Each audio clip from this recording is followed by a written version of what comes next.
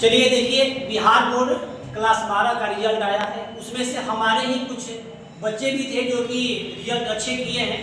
तो कुछ दिनों से ये यहाँ पर थे नहीं, जिस कारण ये सब मिल नहीं पाए, ये किसी काम से बाहर गए थे। तो ये आज आए हैं हमारे पास मिलने के लिए। तो इनको कुछ मिठाइयाँ खिलाया जाएगा और इनसे कुछ राय ली जाएगी कि कैसे आपने इतना बेहतर किया, रिजल्ट किया, क्या कर रहा है, ये खुद अपने मुँह से सुनेंगे। तो चलिए बच्चे आप आइए। चलिए ठीक, बैठिए। पहले मिठाई खा लीजिए, उसके बाद फिर चर्चा की जाएगी। वो मिठाई भाई खिलाना, क्योंकि आपने अच्छा रिजल्ट किया है, मेहनत किया है। तो मेहनत किया है तो उसके लिए तो मिठाई बनता ही बनता है। चलिए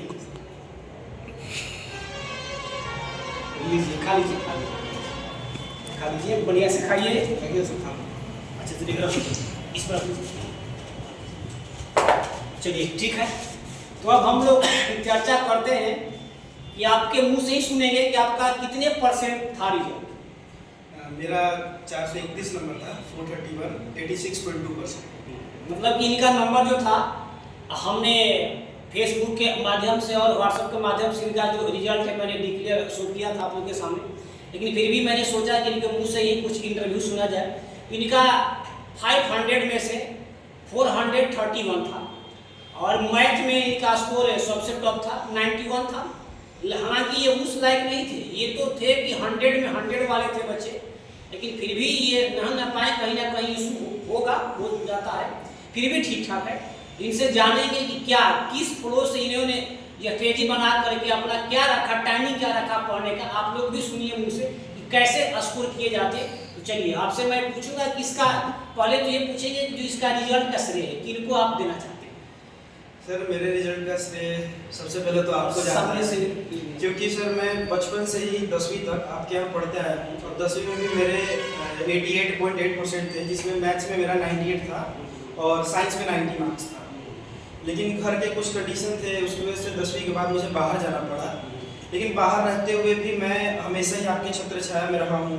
जो भी वहाँ पढ़ाई होता था, आपके साथ दोबारा उसका डिस्कशन करना, हर टॉपिक का टेस्ट देना, टेस्ट का एनालिसिस ऑनलाइन करना। फिर उसके बाद वहाँ तक तो रेगुलर पढ़ाई चलती थी आपके साथ। लेकिन जब टेस्ट जो एग्ज़ाम 12th का फाइनल होने वाला था, उससे 1 महीना पहले मैं यहाँ पे आया।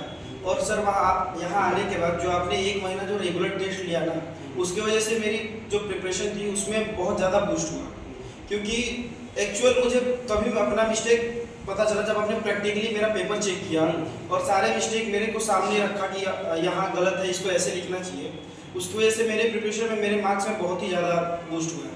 तो सर सबसे पहले तो श्रेय आपको जाता है और बाकी तो मेरे माँ बाप, तो पेरेंट्स को तो ऑब्वियसली जाएगा ही। नहीं देखिए, ये बच्चे जो हैं हमारे पास से बहुत पहले से ही, इनका 10th में भी जो जिसने इनको मुझ से सुने कि 98% मैथ में था और साइंस में भी अच्छे रिजल्ट आए थे। मतलब ये साइंस के स्टूडेंट हैं, ये बिल्कुल कन्फर्म है। और इनकी तैयारी भी हम जहाँ तक से सुने हैं इनके मुख से कि सर हम जेई का तैयारी कर रहे हैं, तो बेटर है हमारे तरफ से इनको बेस्ट ऑफ लक कि कहीं से ये अच्छे बने। अच्छी जेई मेंस भी क्वालिफाई हो गया। हाँ, जेई मेंस भी इनका क्वालिफाई हो गया है। चलिए बहुत बहुत बधाई। एक और मिठाई खिला दीजिएगा उसके लिए भी, क्योंकि एक मिठाई तो 12वीं पास पर, एक मिठाई जो है जेई मेंस के लिए भी। उसमें बता दीजिए कितने आपने स्कोर किया। सर 90% है। 90 परसेंटाइल। परसेंटेज और परसेंटाइल दोनों में अंतर है। इस बात को आप लोग खुद जो बच्चे उसमें होंगे अपने अच्छी तरह से जानते होंगे। तो एक बात और कि जो भी बच्चे हम लोग का ये इंटरव्यू सुन रहे हैं उनको क्या सलाह देना चाहते हैं कि किस तरह के बच्चे पढ़े, क्या पढ़े, कहाँ पढ़े।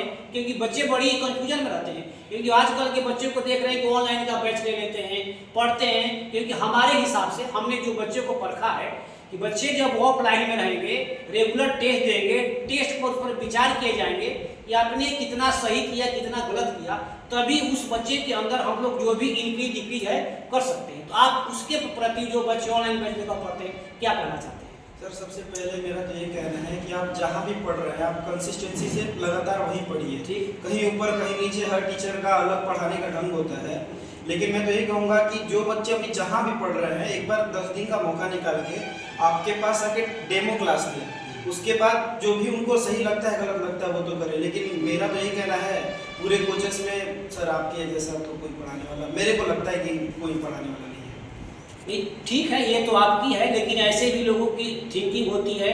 देखिए, आप लोग भी जानते हैं, आपसे भी हमारा 10th क्लास में ऐसे बच्चे हैं कि जिनसे मेरा एज ए टीचर बड़ी बहस होता था। बहस का मतलब कि और टॉपिक पर नहीं होता था, पढ़ाई पर ही बहस। तो पढ़ाई पर बहस होनी चाहिए, ताकि बहस से ही एक एक पॉइंट जो होता है क्लियर होता है। एक एक पॉइंट जब बहस करेंगे तभी जाकर के होगा क्लियर कि हुआ तो क्यों हुआ, सर यहाँ ये टॉपिक क्यों आ गया, यहाँ 2 क्यों आया, 3 क्यों नहीं आया। ये सब सारी माइंड में चलेगा कि ये ऐसे थे मेरे स्टूडेंट, इनसे मैं कभी काल मैंने बिल्कुल गर्म हो जाता था कि आप शांत रहिए, सवाल मत करिए। लेकिन उसी का देन इन्होंने जो खोद खोद करके बिल्कुल एक एक पॉइंट को ये निकाले, तभी जाकर के ये क्लास 10th में 98% मैथ में लाए थे। सीबीएसई बोर्ड से, बिहार बोर्ड से नहीं। बिहार बोर्ड में आ सकता है, लेकिन सीबीएसई बोर्ड में 98 लाना ये कहीं ना कहीं सबसे बड़ी बात है। तो एक बार और हम आपसे कहेंगे कि जो भी बच्चे हैं कि कैसे मतलब पढ़ना कैसे चाहिए, मतलब बच्चे जो घर में पढ़ते हैं कैसे पढ़ना चाहिए। मेरे को तो यही लगता है कि लोग या फिर माँ बाप जो भी हो घंटे देखते हैं बच्चों को पढ़ने। मेरा बच्चा 8 घंटा 10 घंटा पढ़ रहा है, बट मेरा तो ये कहना है कि बच्चा 2 ही घंटा पढ़े, बट वो अगर इफेक्टिव पढ़ रहा है तो उसके लिए बहुत अच्छा है। 8 घंटे 10 घंटे दिखाने से कोई ज़्यादा पढ़ाई होती नहीं है। बट मेरा तो ये था कि मैं आपके यहाँ 2 घंटा पढ़ता था और घर पे जाके 2-2.5 घंटा पढ़ता था, और उस 2-2.5 घंटे में आपका दिया हुआ दोबारा रिपीट करके अपना कर लेता था। उससे वजह से मेरा जो कॉन्सेप्ट था पूरा क्लियर हो गया था। तो मुझे कोई भी आगे क्वेश्चन आता था, थोड़ी सोचना तो पड़ता था बट बन जाता था। ऐसा नहीं था कि मेरे को क्वेश्चन आ ही नहीं रहा है, मैंने कभी देखा ही नहीं है। इससे मेरे को ये बेनिफिट था। तो यही है, पढ़ना चाहिए। एक बार जो क्लास में हो रहा है उसको दोबारा कहीं ना कहीं 1 दिन बाद 2 दिन बाद कभी पीछे से एक बार रिवाइज कर लेना चाहिए, ताकि अपने को आगे का क्लियर रहता है पढ़ने में। वरना पीछे का भी भूलते जाओ, आगे का करते जाओ, उससे कोई फायदा होता नहीं है। अच्छा, एक चीज़ और अब आजकल के जो बच्चे हो रहे हैं, कि हम भी पेपर का लेवल देख रहे हैं, सीबीएसई बोर्ड का, बिहार बोर्ड का, तो पेपर आजकल के हम देख रहे हैं कि बच्चे जो रट्टा मार रहे हैं, जैसे कि मैथ का बुक हो गया, साइंस का हो गया, रट्टा मारे। उनको बस मतलब है कि एनसीईआरटी पढ़ना चाहिए, आर.डी. शर्मा पढ़ना चाहिए, आर.एस. अग्रवाल पढ़ना चाहिए।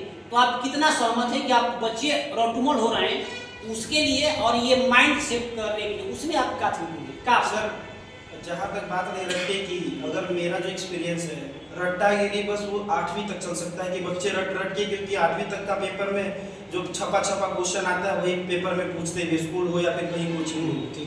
लेकिन अगर बच्चे सोच रहे रटने के बाद 9, 10, 11, 12 में कर लेंगे, तो वो बहुत बेवकूफ़ी के साथ सोच रहे हैं। ऐसा कतई नहीं है कि आप रट के 9th में, 10th में, 11th में, खास करके 11th 12th में आप सोचेंगे कि रट के मैं अच्छा स्कोर कर लूँ, तो ये नेक्स्ट टू इम्पॉसिबल है। ऐसा कभी नहीं हो सकता। तो रट्टा छोड़ के आपको 50% ही समझ रहा है, तो आप 50% समझ के उसको याद करिए।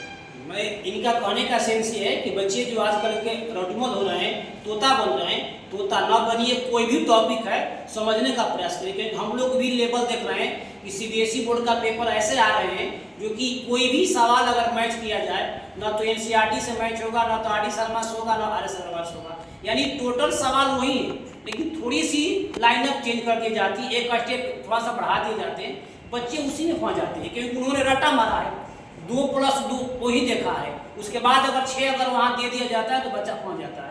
इसीलिए बच्चे से हम रिक्वेस्ट करते हैं, अभी आप लोगों से भी मैंने ये चीज़ बार बार बोलते थे कि रटिए मत, सवाल को मत जाइए। हमारा पढ़ाने का भी तरीका ही कुछ अलग है, क्योंकि मैं इन लोगों को भी अभी भी है ये 12 में पढ़ता हूँ, चाहे 7 में या 8 में, मेरा ये करेगा जो भी कोई भी टॉपिक का स्टार्ट होता है उसके बारे में पूरा एक्सप्लेन पहले कर दीजिए, और 2-4 सवाल बता दीजिए, और बाकी हम खुद बच्चे के ऊपर छोड़ देते थे। आप बच्चे बनाइए, करिए, घर से लाइए यहाँ पर हमारे सामने, जहाँ डाउट होगा, क्योंकि मेरे को ये बात की अच्छी तरह से जानकारी है, जब तक बच्चे उसमें हिलेंगे नहीं, गलतियाँ करेंगे नहीं, तब तक से बच्चे ये सीखेंगे नहीं। क्योंकि ये कहावत है कि अगर हमको तैरना सीखना है तो नदी के अगर साइड में खड़ा होकर के आप कोई हमको ज्ञान दे कि नहीं तुम नदी में कूदो तैरना सीख जाओगे, तो नहीं, गुरु के साथ साथ आपको भी कूदना पड़ेगा। तब जब डूबेंगे तब गुरु आपको निकालने का काम करेगा। उसी तरह से ये पढ़ाई है, आप उस फील्ड में कूदिए, जहाँ दिक्कत है वहाँ फिर हम लोगों से डील करिए, और हम आपके साथ हैं। और भी कुछ अगर आपके माइंड में है कि नहीं बच्चे कैसे इम्प्रूव कर सकते हैं, तो आप थोड़ा सा दूसरा क्वेश्चन, क्योंकि हम लोग का टाइम और आज के टाइम में अंतर हो गया है, तो आप लोग अभी पार किए स्टेज, तो थोड़ा सा जो भी है कि ताकि बच्चे देख करके सीखें और अपनी जो भी है लाइनअप तैयार करें, रूटीन तैयार करें कि हमको भी ऐसे ही पढ़ना चाहिए। जो भी कुछ है 2-4 वर्ड बच्चों को और बता दीजिए। सर एक तो ये कहावत है, consistency is the key to success. बिल्कुल, बट ऐसा लोग बोलते हैं कि आप जो एक बार टाइम टेबल बना लिए उसी टाइम टेबल से चलिए, तो सर ऐसा नहीं होता है। नहीं। क्योंकि हर डे का आपकी मेंटल पे क्या प्रेशर है, क्या स्टेटस है, हर बार अलग होता है। तो मेरा तो ये कहना है कि आप हर डे अपना टाइम टेबल चेंज करिए और अपना एक चीज करिए, एक रखिए इस लेवल को कि मेरे को आज इतना चीज करना है, इतना मेरे को कंप्लीट करना है, और उसको आप 3 घंटे 4 घंटे जितना लग रहा है 5 घंटे ऐसा लग रहा है कि आपका वो जो आप उसको सेट किए लेवल, अगर आपको वो 2 घंटे में हो जा रहा है तो आप उस दिन 2 ही घंटा पढ़िए। ऐसा नहीं है कि मैं हो गया तो 4 घंटा पढ़ूँ, अगर पढ़ रहे हैं तो और अच्छी बात है। तो मेरा यही है सर कि एक गोल सेट करिए आज का, इतना मेरे को करना है, और रात होते होते दिन बीतते होते कैसे भी आप उसको क्लियर करिए। और अगर ऐसा करते हैं आप तो आपका टाइम टेबल ऑटोमेटिक फिक्स हो जाएगा कि आप करने लगेंगे वो। ऐसे टाइम टेबल ऐसा कुछ नहीं होता कि आप फिक्स कर रहे 2 घंटा पढ़ना है, ऐसा करना है सर, ऐसे नहीं होता। आप एक गोल सेट करिए, उसको डेली डेली कंप्लीट करिए, आपका टाइम टेबल ऑटोमेटिक फिक्स हो जाएगा। देखिए इनके बात में आपने गौर से अगर सुना होगा तो इनके बात में एक पॉइंट हमने का ये मैंने देखा कि बार बार ये बात को बोल रहे हैं कि कभी भी टाइम के अनुसार नहीं, यानी कहने का सेंस है कि आप 2 घंटा पढ़िए लेकिन फुल एनर्जी के साथ, फुल माइंड के साथ पढ़िए, ताकि कोई प्रकार से ये ना हो कि माइंड में साइड में रखे हैं मोबाइल, आप बुकों में पढ़ रहे हैं, तो ऐसे नहीं होता। 1 घंटा पढ़िए, 2 घंटा पढ़िए, लेकिन फुल एनर्जी के साथ पढ़िए और फुल एफर्ट के साथ पढ़िए। अच्छा, और जाते जाते एक और सवाल कि आप फ्यूचर में क्या करना चाहते हैं, क्या आपका थिंकिंग क्या है? अभी तो जेईई मेंस क्लियर हुआ है, मई में जेईई एडवांस देना है। अगर क्लियर हो जाता है तो कोई IIT NIT एक अच्छी सी ब्रांच लेके अपना बीटेक तो पहले कंप्लीट करना है, ठीक, फिर उसके बाद आगे का देखा जाएगा प्रोसेस क्या है। नहीं, एक होगा ना कि एक आप टारगेट सेट किए होंगे कि मेरे को इस फील्ड में अपनी लाइफ बिताना है। सर अभी तो जॉब वाली ही लाइफ है कि अगर जॉब करके अच्छा से स्टेबल होके और उसके बाद देखेंगे कि आगे क्या करना। बट अभी वही है कि बीटेक करना, और ब्रांच देखने जाए तो 3-4 ब्रांचेस मैंने चूज़ किए हैं। एक साइबर सिक्योरिटी है, डाटा एनालिसिस है, मशीन लर्निंग है, AI है, ये सब मैंने अपना ब्रांच चूज़ किया है। अगर इसमें मिलता है कॉलेज तो अपना इसी कॉलेज के कंटिन्यू करना है इसी फील्ड में। तो ठीक है बच्चे, आप लोगों ने देखा और सुना, और कुछ आप इन लोगों से सीखने का भी प्रयास करिएगा, क्योंकि इन लोगों का बात देखिए, हम लोग को जो गाइडलाइन होता है, सबसे बड़ा चीज़ होता है गाइडलाइन, कि कौन पॉइंट क्या चीज़ कहाँ बोला गया है, आपको कैसे उस पॉइंट को अचीव करना है। तो छोटी छोटी पॉइंट अगर आप माइंड में रखते हैं तो जरूर है कि अपने लक्ष्य को गेन कर लेते हैं। तो बहुत बहुत धन्यवाद आप आएँ, और हमारी कामना है कि आपका जो स्किल है, थिंकिंग है, आप आगे बढ़िए। चलिए, बहुत बहुत धन्यवाद।